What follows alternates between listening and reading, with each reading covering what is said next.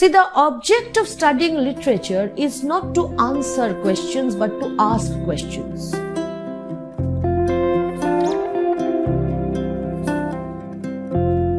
Hello and welcome back to this last episode in the series of textual reading of Abhijnanasakuntalam by Kalidasa. I once again want to thank you all for your overwhelming support and appreciation of all the previous acts that we have covered, and this is going to be the final act we will be looking at.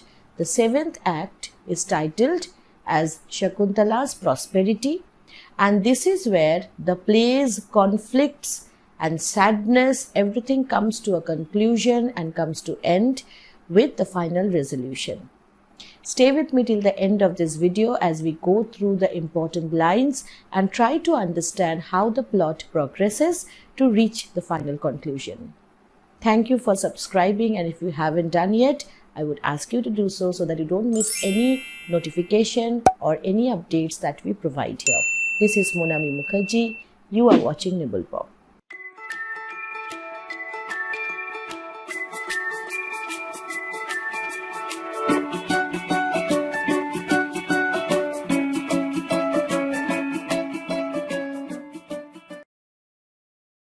In this act, we will see that there is no prelude or introductory part. We straightaway have the beginning of the main part of the storyline, and the setting is first the celestial regions, then the hermitage of Marich. Celestial regions means heavenly places or the heaven. If you remember, in the last act, we have seen that Dushyanta was taken away by Matali on a mission.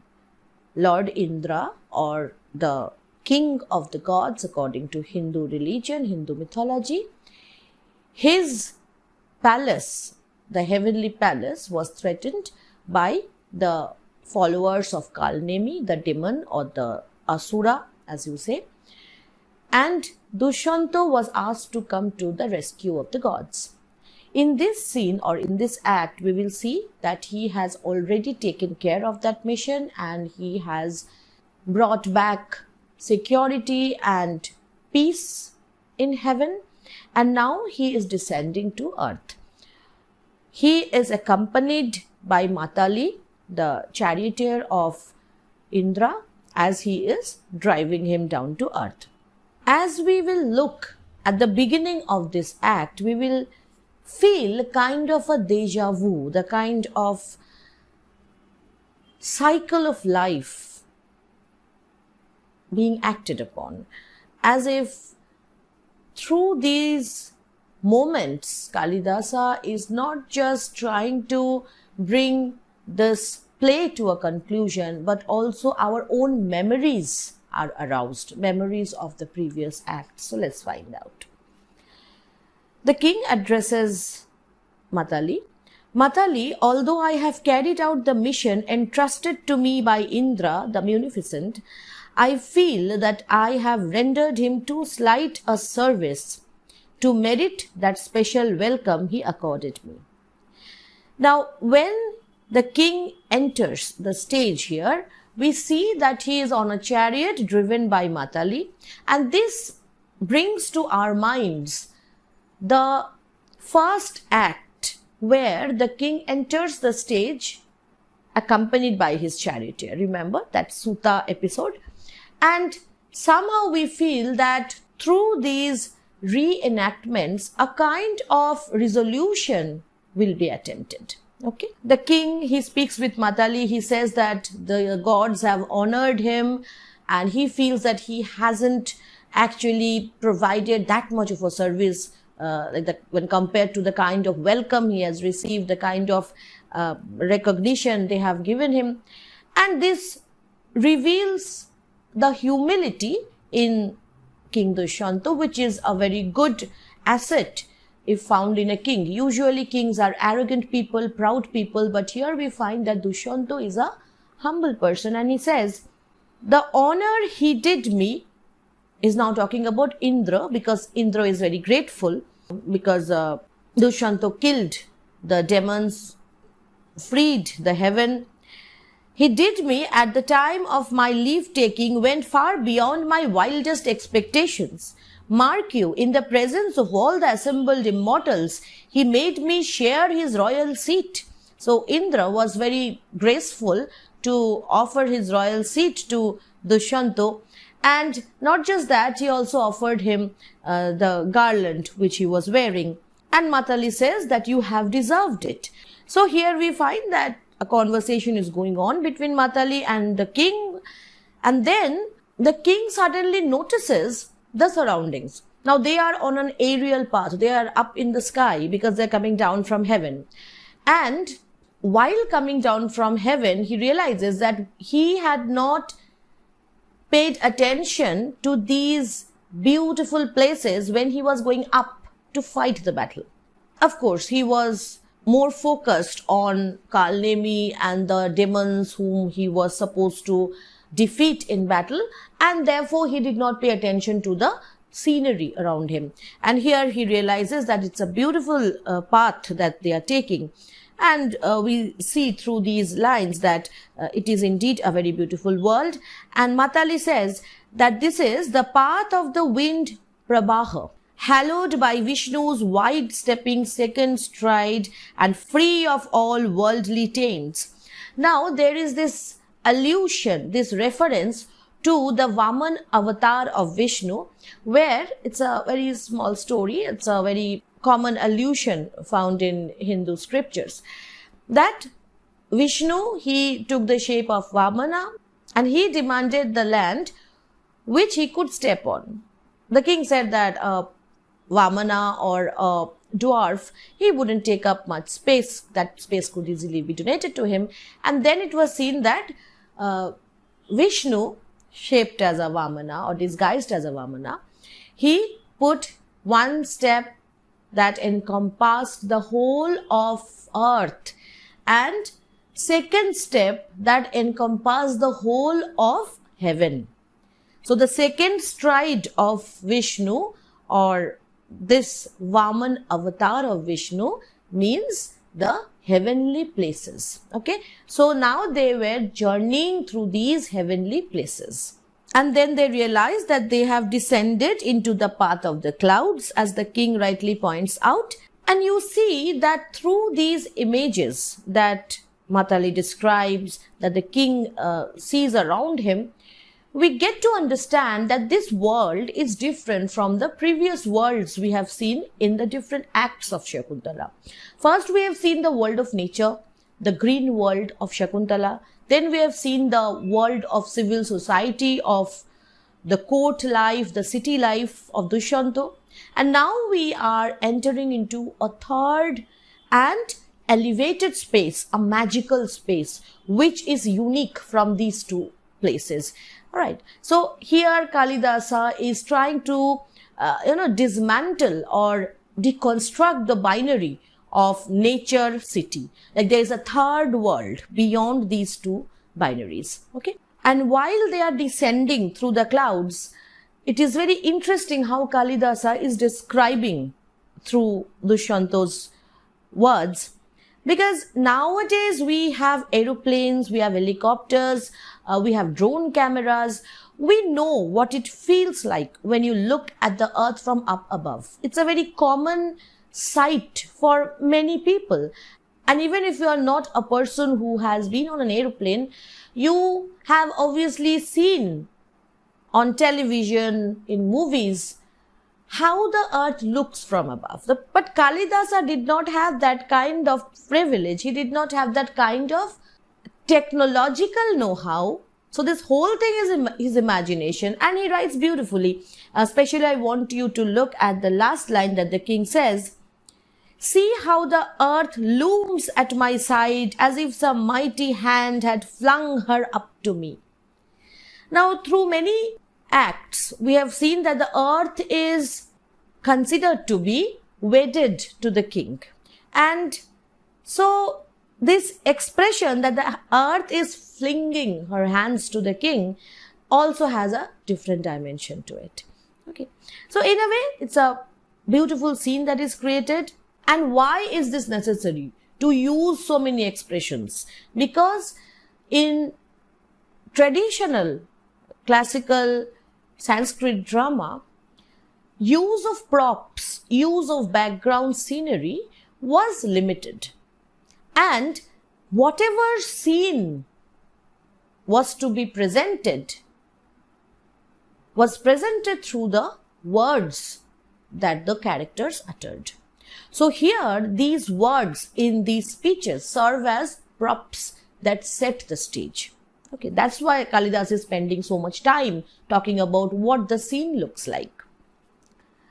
Anyway, so we will come to the part where they finally reach the land, and before that, the king is very curious to know about a certain mountain range which he sees in front of him, and he asks, Matali, what range of mountains is that, glowing with liquid gold?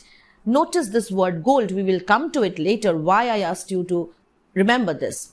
Stretching like a bar of clouds, drenched in sunset colors and plunging deep into the eastern and western oceans. So he notices a very beautiful range of mountains and he wants to know about them. Matali says that range of mountains, Your Honor, is known as Hemakutta, the home of Kimpurushas.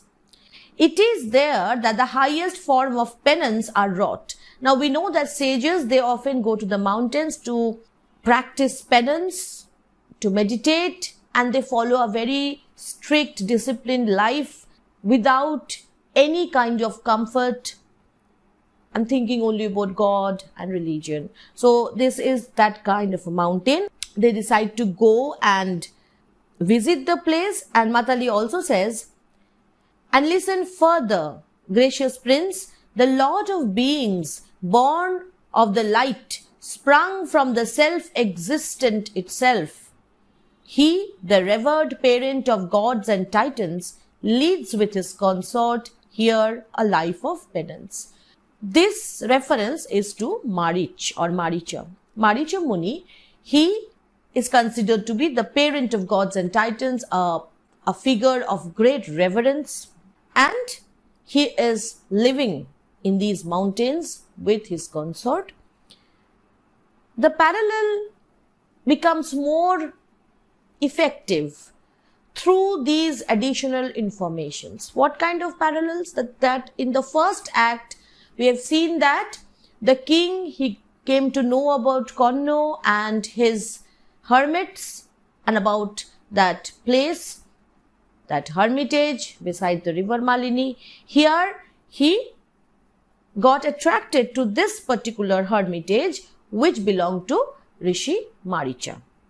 We will skip a little bit and we will go to the part where they enter the hermitage, and Matali says, now gracious Lord, we are entering the hermitage of the Lord of beings, where the holy Aditi, his consort, the consort or the companion of Marich Muni, tends the young Mandara trees herself. So here also we see the close association, the emotional attachment between objects of nature and practitioners of ascetic life. The connection between the sages and nature. Here also we see the same thing. They wish to meet Maricha Muni, and Matali finds out that he is busy speaking to his consort and other virtuous women on the conduct of a virtuous wife. And they decide to wait. Matali asks the king to wait under the shade of a tree, and the king suddenly feels that his arm is throbbing, and superstitious belief says that if somebody's arm is throbbing, something good is about to happen. Now that has no logic, but the king says that he feels that there is no hope in his life for anything good to happen, but still his arm is throbbing. So there is a kind of foreshadowing, we can say, some kind of preparation that Kalidasa wants the audience to have to see what happens next or to witness what happens in future very soon. the king sitting under the shade of the tree, he hears that somebody is rebuking somebody, scolding someone. And he says that this place is a place of discipline, because he had already heard that, everybody is very strict about discipline here. This is not like Karno's ashram where people are more free. This is some place of more, penance and kind of self-discipline. So he is intrigued that who can be doing something for which he or she is being scolded. This is hardly a place for undisciplined behavior. And then he notices the reason for that scolding. And whom have we here? Just a child. He notices a child. He is being held back by hermit women. His strength is certainly not that of the child. So something in the child provokes a kind of interest in Dushyanta, an instinctive liking for the child. And what has the child done? To amuse himself in play, in order to play, what has this boy done? He pulls roughly from its mother's half-sucked teat. So, from the mother's breast, whom has this child plucked away? A lion's cub. So, a lion's cub was suckling, and he took the lion's cub from the mother lion or the lioness. Tousling its soft mane, he drags it along by sheer force. Now, dragging a lion cub is not a matter of joke. It at least requires a lot of strength for a child. We hear conversations between hermit ladies and this child. Hermit lady, she says that, why have you hurt our animals? Why do you hurt our animals that we love tenderly like our own children? In case of Sakuntala, also, we had seen that the people of hermitage, they consider the animals as their children, as their kinspeople or as their relatives. Here also, the same kind of harmonious existence is hinted at. But this child is different. So this proves that this child does not truly belong here. He does not share the sentiments of the people living in the hermitage. And the king says that he's feeling a kind of strange affection for this child, and he feels that this is because he is childless and it is natural for him to feel affection towards a child, especially when that child shows such bravery. The two hermit ladies who were trying to convince the child that he should let go of the lion cub, they exit the stage, they go back to bring a toy peacock so that they could take away the lion cub from the boy's hands. In the meantime, the boy plays with the lion cub.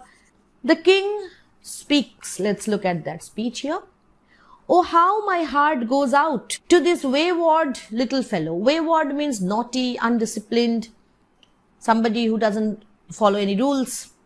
Blessed are they whose garments get soiled from the dust of the limbs of their little sons. So now he is showing his sorrow, his feeling of absence, of childlessness, and he is talking about the parents who are lucky to have children and whose clothes get dirty because of their kids.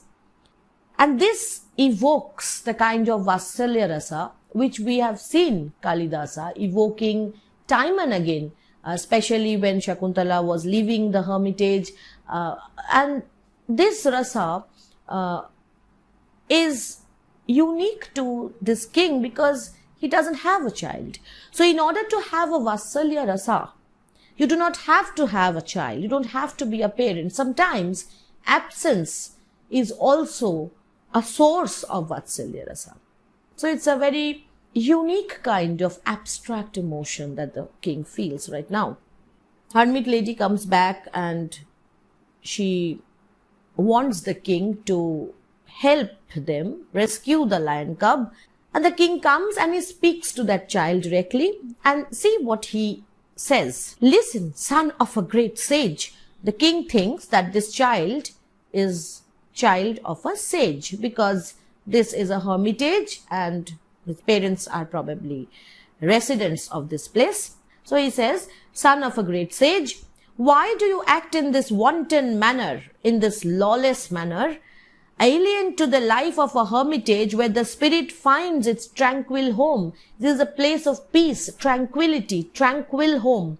So this is a peaceful place. Why are you acting different then? Why do you flout that rule of gentleness towards all living things? Who is saying this? Dushyanta is saying this. The man who was chasing a deer at the beginning of Act 1. So we see that transformation inside Dushyanta has been permanent. He has been changed from that kind of a hunter to a kind of a compassionate king. So that transformation is evident here, and he is using expressions which the hermit had said to him in the first act. Like the young of a black serpent is now talking about a black serpent's young or younger snakes that spoils for other creatures the pleasant sanctuary that is the fragrant sandalwood tree. What is he talking about? He's talking about a snake coming and disturbing the peace of a place. He's talking about a disharmony. And it is strange because, of course, this is a child he is addressing. And this child is not serpentine or snake-like in any way. So is he indirectly talking about his past actions when he penetrated the sanctuary of Kandamuni's ashram like a snake, like a predator, and harmed the fragrant Sakuntala who was there compared to a sandalwood sapling? So somehow we see that through his expressions, his guilt comes out all the time. The hermit lady informs that this is not the son of a sage. And then the king touches the boy because he wants to grab the lion cub out of his grip. And then he feels a kind of a pleasure. And he says, if such pleasure can thrill through my whole body from the touch of this child, a stranger's offspring, what bliss must he not then bring to the heart of the lucky man from whose loins he has sprung? So I am feeling a kind of strange happiness when I am kind of touching this boy. So how more happy his parents would feel when they touch him. So he is showing a genuine affection for this kid here. The hermit lady says, how extraordinary. Oh, it is a marvel. And then the king says, what is a marvel? Like, why are you so surprised? And the hermit lady says that there is a strange similarity between this child and you. And then through questioning, Dushyanta learns a few things about this child, and eventually he gets to know that this boy belongs to the Puru dynasty, his own dynasty, but he is not able to ask them the name of the father, because when he asked them the name of the father, they said that we don't want to name the person, we don't want to mention the name of a person who left his wife. Now he is kind of in a fix because they are actually talking about him. He cannot ask them the name of the mother because now he feels that what if this woman, this mother of the child, is not Sakuntala? Then I will be talking about another man's wife. So that is again not something he wants to do. Anyway, after a few minutes, the other hermit woman who had gone away to bring that clay peacock brings that toy. And the hermit lady who was on stage already, she says, look, Sarvadamana. Sarvadamana was the, you can say, name given to this child because he was considered to be an all-tamer. He could tame all animals, he could control them. And the real name of this child was Bharata. And from this Bharata, the name Bharatvarsh came. Okay, so he was a very important figure in history. And then this hermit lady says, look, Sarvadamana, see how pretty the Shakunta is. Shakunta means bird. We already know that. So that peacock, the toy peacock, is the Shakunta referred to here. But when the boy heard the word Sakunta, he thought they're talking about his mother. So he says, Mama, Mama, where is she? So that proves that this is the son of Sakuntala, and the king is also feeling very hopeful. So his mother's name is Sakuntala, and then he feels Sakuntala is a common name. What is the proof that this is my Sakuntala this child is talking about? Now, when misfortunes happen, people lose hope, and at the same time, they stay optimistic from the inner core of their hearts. So this is what is happening to Dushyanta here. After this, something else happens. The child was playing, and during that, his amulet, he was wearing an amulet in his arm. It's kind of an ornament. It had fallen down, and the king wants to pick it up. The ladies, they stop the king. They don't want the king to touch the amulet. No, no, no, don't touch it. That is very strange. And this is happening, or like they are speaking while the king is picking up the amulet. So their reactions will tell us what is happening. First, they want the king not to touch the amulet. Then they are saying, that is very strange. The king has picked the amulet. He has picked it up. And they are very surprised. Now the king is like, why shouldn't I touch this amulet? Why did you ask me not to touch it? Illustrious monarch, listen.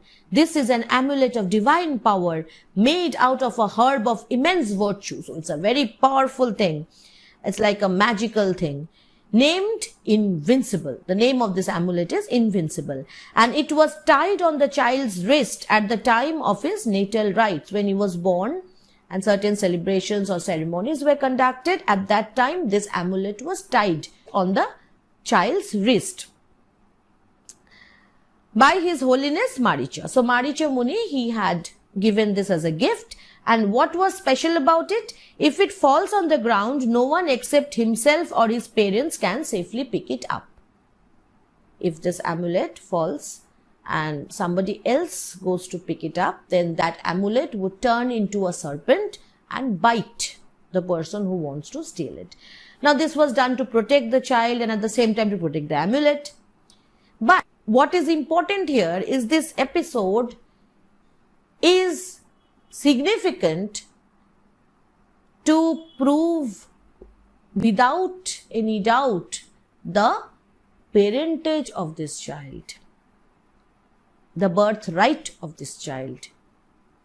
Now in Sakuntala, strangely, we see that when logic fails, when the faculty of human reasoning fails, divine intervention, magical objects, these come to force or these come to action.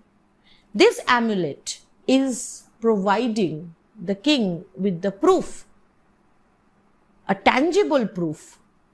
And strangely, nobody asks the question about why this proof is needed at all.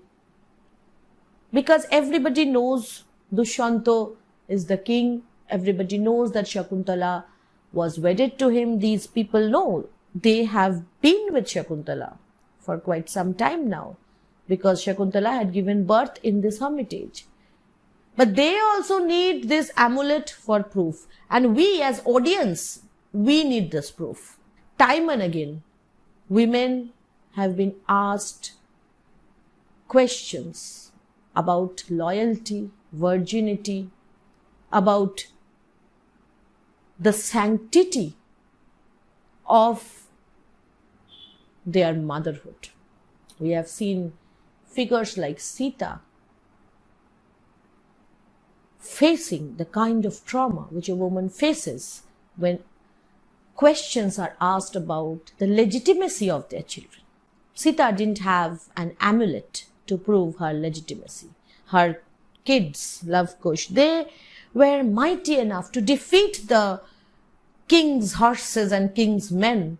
But she was asked to go through the fire for the second time to prove the legitimacy of her children.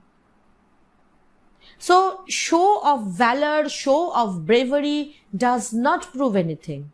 Word of the woman does not prove anything. You need amulets, you need, the holy fire, you need the voice of thunder to prove that a woman is actually wedded to somebody, that a woman's child is actually child of someone. Anyway, I'll not distract any further. Let's come back to the text. The boy, he wants to go back to his mother. The king says that I am your father, and then the boy says, you are not my father, Dushyanta is my father. So the boy knows that Dushyanta is his father. And this confirms. So word of the child is still proof enough. Sakuntala comes and she is wearing her hair in a single braid.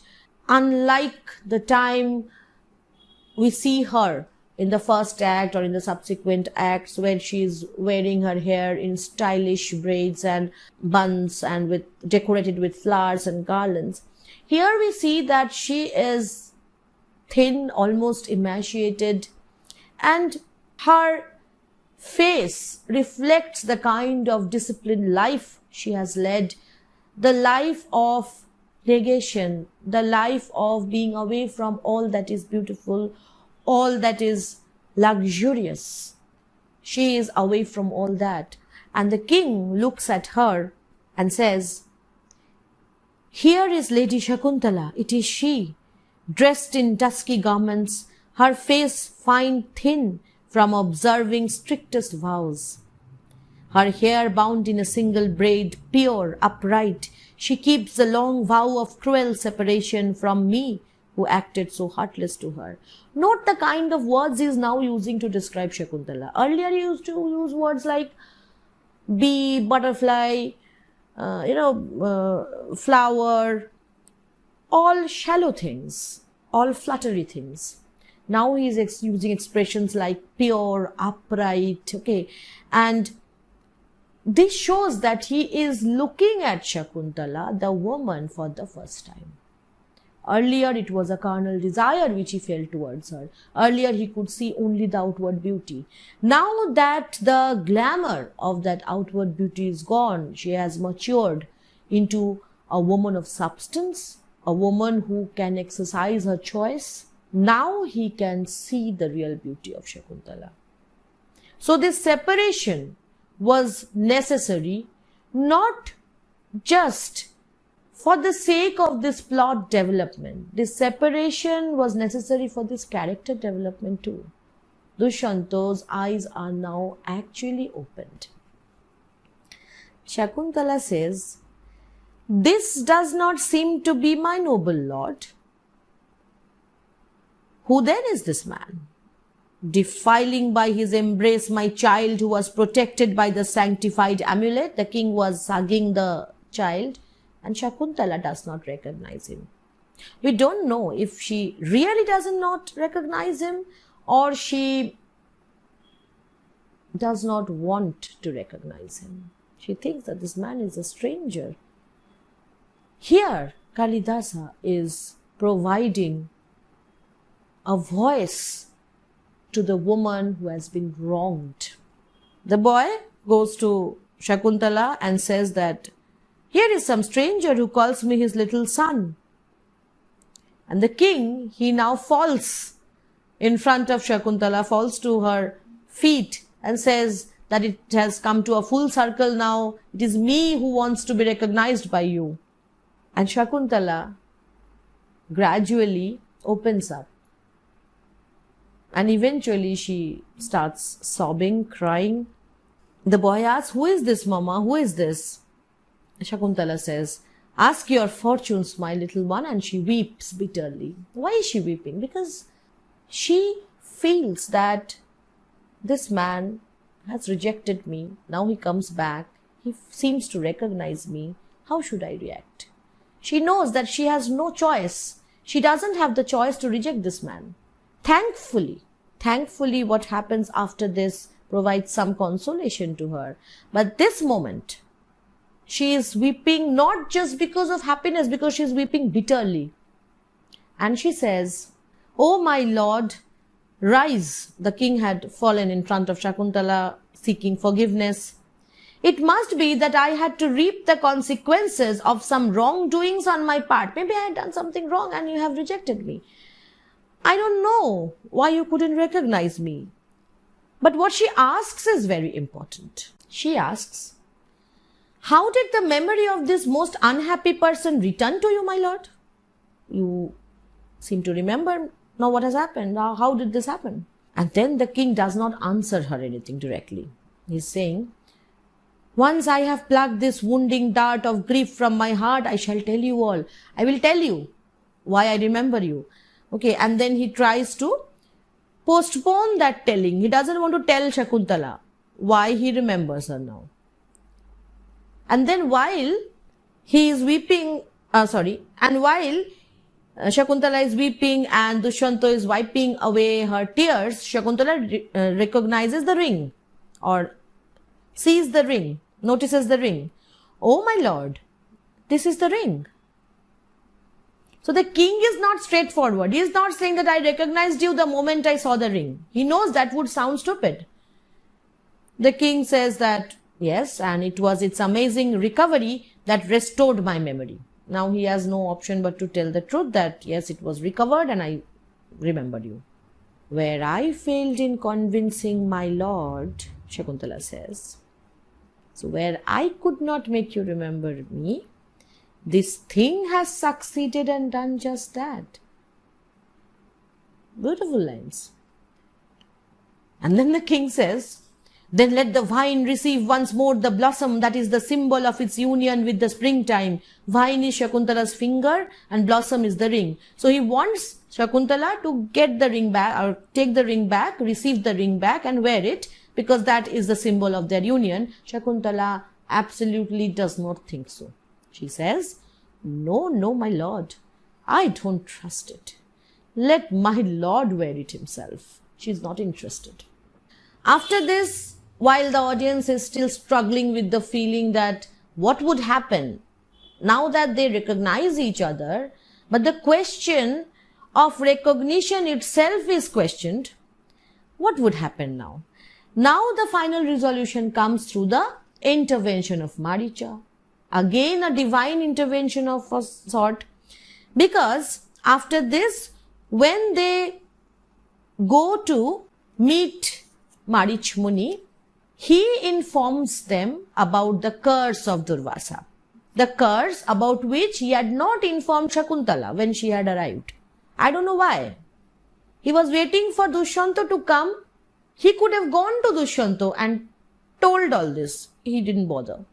He could have informed Sakuntala that don't feel bad about your husband. He had forgotten you because of Durvasa's curse.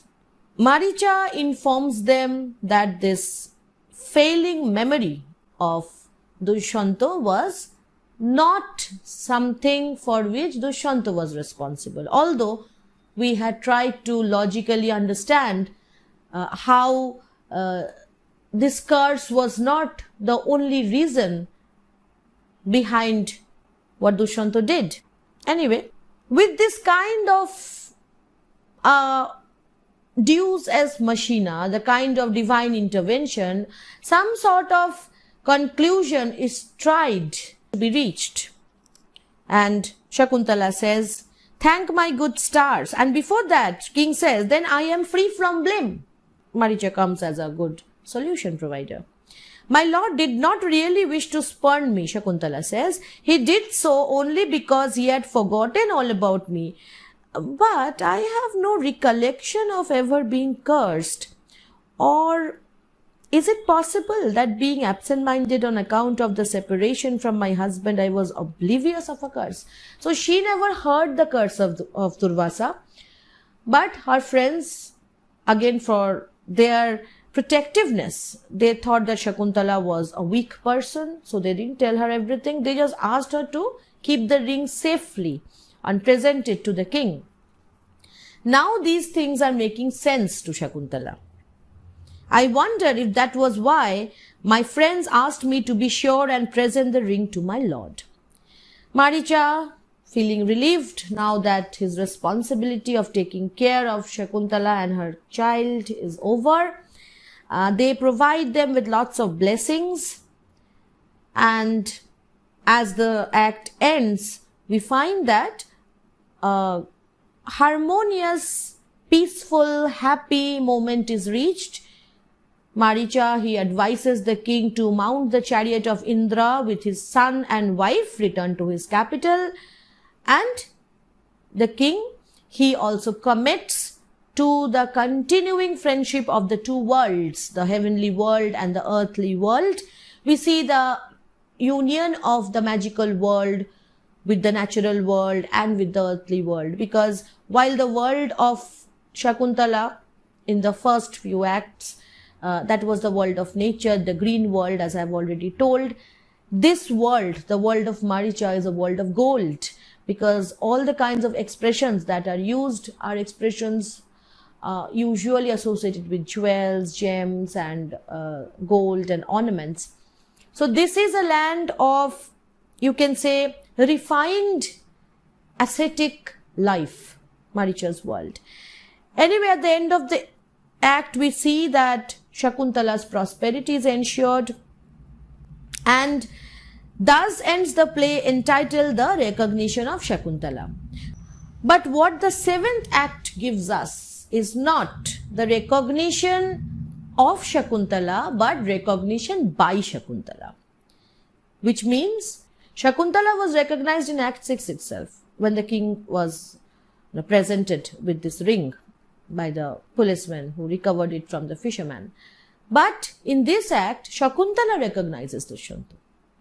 So Abhijnana Sakuntalam is not just about the recognition of the woman, but the recognition of the man. Sakuntala, she recognizes that this is going to be the end of her suffering. As we have come to the end of this beautiful play, Nataka, we realize that what Kalidasa does is he presents to you a society which is very much relevant even today.